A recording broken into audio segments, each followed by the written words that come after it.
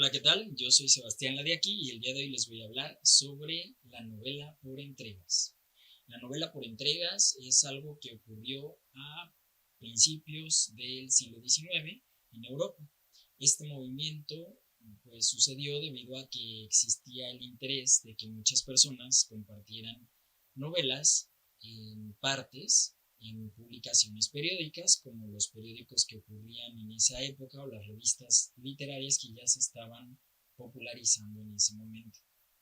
Esto propició que existieran grandes autores que se dedicaran semana con semana o mes con mes, dependiendo de la periodicidad con que fueran contratados o con la que se les fuera solicitada esta, la publicación de estas obras, y pues su popularidad iba en aumento, y dependiendo de la popularidad de una obra era que se siguiera extendiendo los capítulos, como tipo las telenovelas se hicieron después populares por lo mismo, ¿no?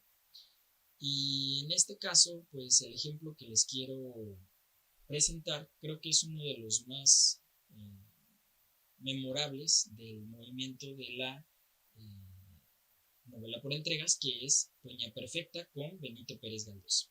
Benito Pérez Galdós en esta novela nos presenta personajes que perfectamente enganchan en la sociedad contemporánea y que nos podemos ubicar perfectamente en un entorno citadino de, del siglo XXI, aunque claro, pues hay que hacer algunas adaptaciones, como son estos caballos y como son la apreciación de los campos y las tierras, de a qué se dedicaban estas personas en aquel tiempo, y los vestuarios, ¿no? Que sí, sin duda, pues son de otra época, de otro siglo.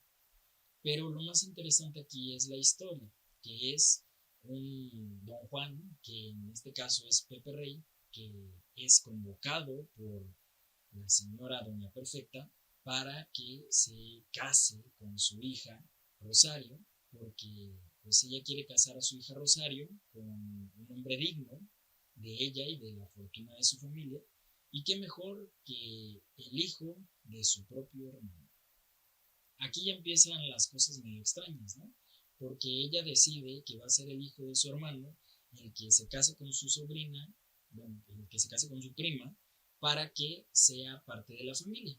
Y entonces creo que aquí es donde empieza la historia media extraña, porque yo me empezaba a hacer cuentas en la cabeza de, bueno, si la señora se considera tan católica, tan conservadora, porque así se pinta, entonces, ¿por qué le escandalizó cuando Pepe Rey llega al pueblo, conoce a unas prostitutas y empieza a platicar con ellas? Ojo, nada más platicó con ellas, ¿eh? De hecho, no se notó ninguna intención de propasarse con las mujeres, e incluso las trató de ayudar porque las vio pues en una condición de calle, ¿no? No eran unas prostitutas modernas que pues andan entaconadas. Estas pobres mujeres pues andaban descalzas, ¿no? Y mugrosas, a lo que pinta el personaje.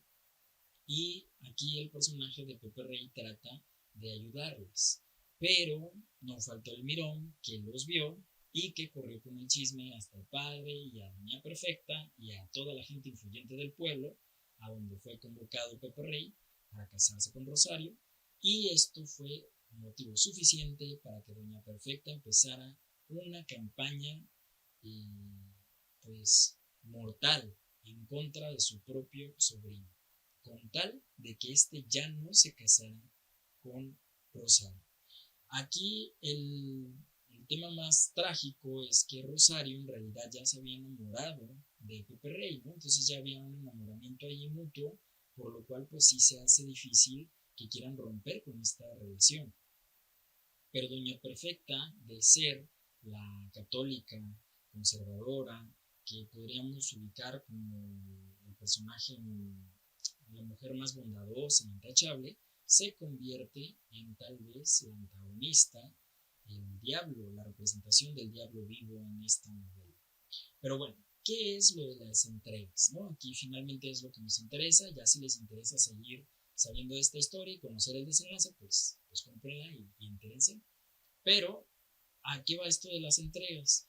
Cada capítulo, Benito Pérez Galdós nos presenta una parte de la historia. Entonces, en el capítulo 1, que es el que se publica en una primera revista o en un primer periódico, pues nos llevamos con el inicio de la historia, conocemos a Doña Perfecta, conocemos un poquito de las intenciones tanto del narrador como de sus personajes, pero nos deja picados para que queramos saber más.